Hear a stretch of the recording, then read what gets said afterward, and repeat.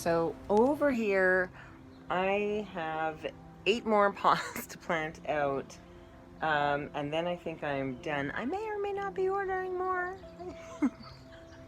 I don't know. I'm going to see if I can actually pick up more of the plastic fruit containers, like the ones that I have planted over here. These are doing fun. Everything here is doing great. These are my potatoes. I keep topping them up with a little bit of soil and a little bit of straw, and they're doing brilliantly. This is a Charentaises melon. It has taken off like crazy in this past week. I should turn this around. Hang on. All right, because there's a lot going on here. Oh, cute. So these ones I realized are really like, they don't get too big. The first one that I had, I didn't pick it right away, and I think it ended up like in this heat cooking. Like it was not good inside. So hopefully these ones, I'll pick them a little bit earlier and they will be good. I've got some okra on the side there, and it's starting to take off very slowly. Might be competing a little bit too much with the roots, so I might transplant it out somewhere else. The lemongrass is starting to do all right, and these basils are doing great. That is a cucumber. I will show you. These tomatoes seem to be okay. Keeping my fingers crossed. This is the Brussels sprout that I was trying to tell you about. So the one over there is full of cabbage white butterfly babies. So caterpillars that will eat up your whole cabbage. I saw Little Miss Cabbage White laying eggs all over this one, and had been picking off the eggs, but found a ton of them one day. And so decided, okay, it was already in the cage, let me get a piece of frost cloth and put it over, and this works brilliantly. I can water by going straight in through here, and so it's, you know, it's doing good down there. And you know, no cabbage whites. I think there may have been a baby orb spider in there when I nestled it in, so if anything gets in there, you know, it probably won't last long. Corn is doing quite lovely. All right, so the corn is doing great. The height is doing good. One of my friends was quite concerned about the spacing, but I think it's going to be just fine, actually. I think it's going to be just fine. We'll see. We'll see. It's all an experiment, right? If it works, it works. If it doesn't, it doesn't. Try again next year. Little big cucumbers. And I think there's... Oh, this one grew a lot. Nice. So this cucumber is the Bait Alpha, and this is a self-pollinating cucumber. Isn't this cute? I think it's this very, very cool pink celosia. I was like, oh my god, I have to have that. Eggplants are doing great. This is starting to do a little bit better. This is actually turmeric in there. And then I've got my next little round of babies. So I've got the choys, and I've got some broccoli over there, which actually seems to, like, something is eating it up. So do you see that damage on the leaves there? That is a leaf miner, and so that's a little fly that comes and lays an egg in the leaf, and the little baby lives in the middle of the leaf. This guy was getting some very, very bad powdery mildew. And that's, you see sort of like that weird spotting on that. Now, I did a thing where you do it, spray it down with a solution of 25% milk and 75% water, and it works brilliantly. Works brilliantly. That, all of those spots went away, and the plant's looking much better. And then we've got our other little tomatoes. I'll show you in here. This is like, I think this guy's got to be picked, actually. Let's pick it. Let's pick it.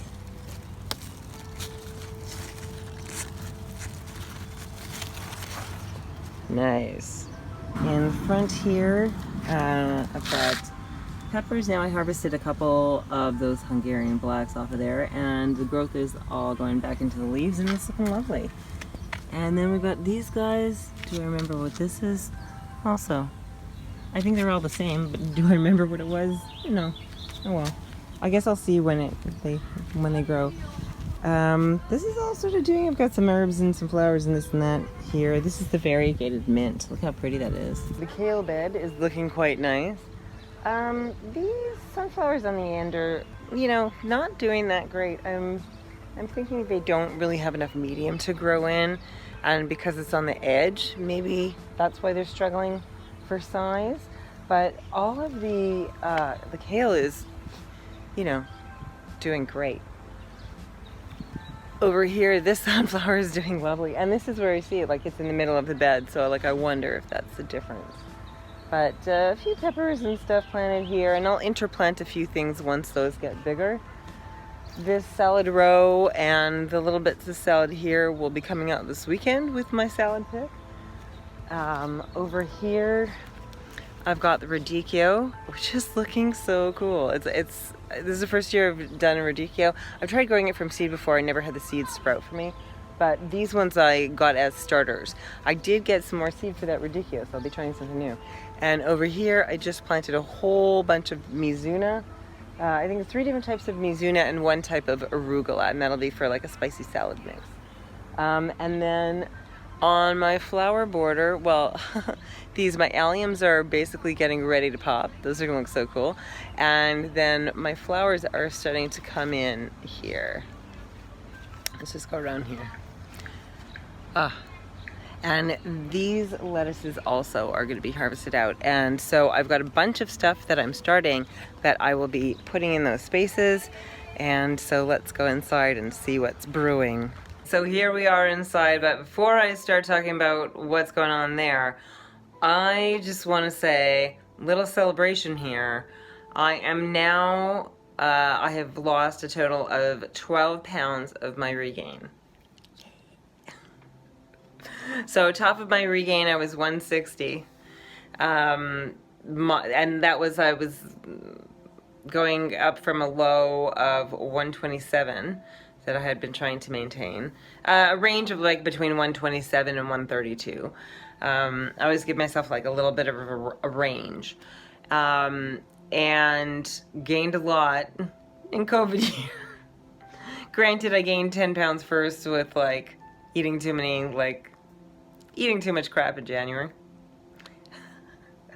But I want to say, like, it's coming off very slowly, right? But it's like the small changes. Like, I'm just like doing life. I'm not doing a diet. I'm not doing, I'm just doing the things I should be doing and just being mindful of it and paying attention to what I do. And it's coming off.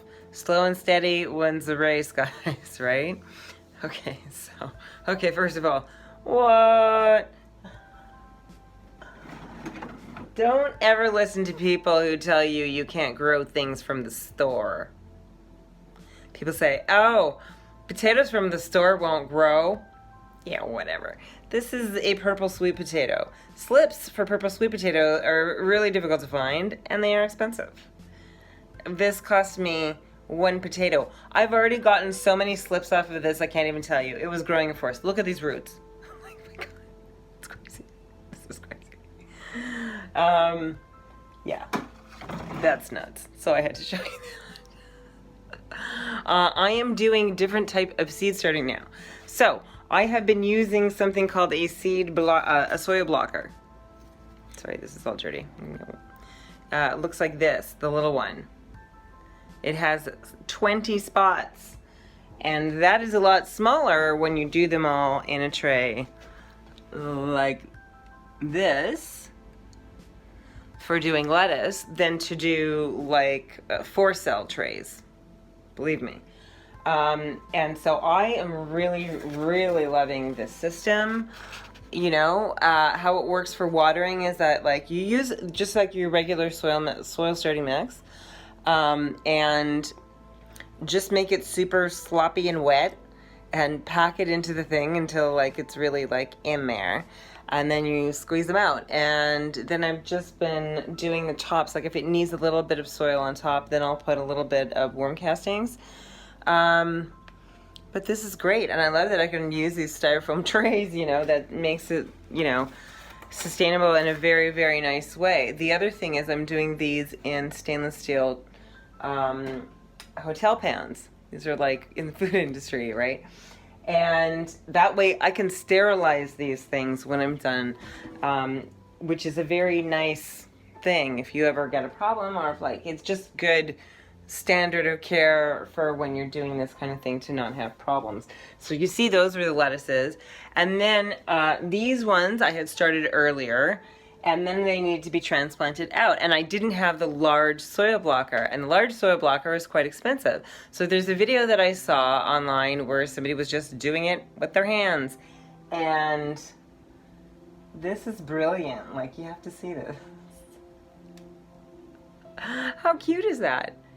Oh, it's adorable. And so because it's sort of like a little soil block like that, the roots will air prune, so it's never going to get root bound, but we'll still have good root development.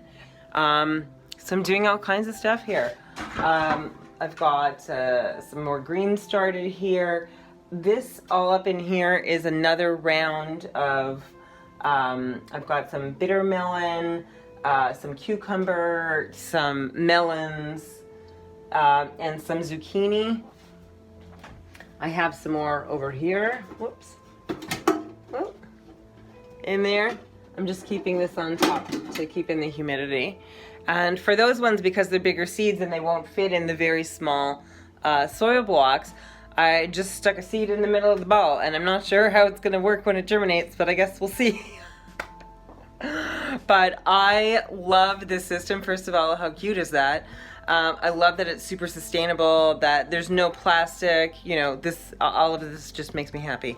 I'm very, very, very glad. And then as per my video yesterday, I have got a lot more. All of this stuff needs to be seeded. Can you imagine? I mean, this is the thing. Never go hungry, right? You keep seeding stuff, you'll keep eating stuff. Right? You gotta seed it to eat it. Ah. All right, that's it for this week. Here's me. I'll see you next time. Oh, hey, if you haven't already, don't forget to subscribe to the channel and like this video. All right, guys. Bye-bye. Before I go, a little bonus reel. I'm putting together this really, really yummy pasta, and I wanted to let you guys know about it. So this is how I pulled together some of this garden stuff that I am growing.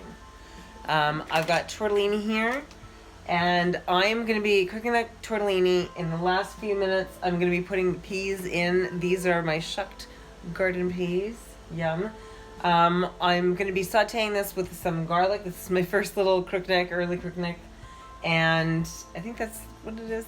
And so I'm going to be sauteing that with some garlic in the pan. I think I'm also going to be adding in some mushrooms from the store maybe. And I'm also going to be putting in some of these. These are the Caribe de Mousseline peas. See, look how big they are. They're awesome. And that'll also go into the pasta water at the very end for just basically blanching it along with the pasta. And then that's all added into the pan with the garlic and the other veg. I'm also going to be sauteing some of this. I think this is perpetual spinach chard, I think. Or it's komatsuma or something like that, one of those greens. I'm going to be also putting that in the saute pan, and then when the pasta is ready, it goes into the pan, a little bit of the starchy water and a little tiny bit of cream. And with that, you can cut down on the amount of cream you use and still get a nice creamy feeling pasta without quite so much fat in there. And it's really good. So yeah, so I'm going to be getting to cooking this. So yum. All right, this is all done, and I am ready to eat this. Look at that. Yum. And I want you to notice also that like there is like more veg than, excuse the mess, there's way more veg than pasta in here. And so that's how I make these. So this is going to be my portion. And okay, let's do that. Let's do the taste test here, right? You got it. It's going to be probably burn my mouth. Here, I'll just do the veg first. And I only put like, I don't know, maybe like a tablespoon or two of cream. Not very much. That's good.